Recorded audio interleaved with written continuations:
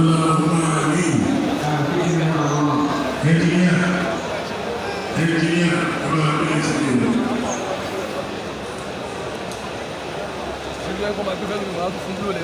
Alaihi wasallam.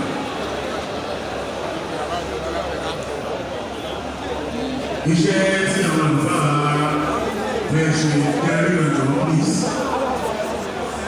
Ó náà ní òdìdí àlùfáà yìí tí àbá wa ní láàfí tí wọ́n lè jù wà lórí ẹ̀.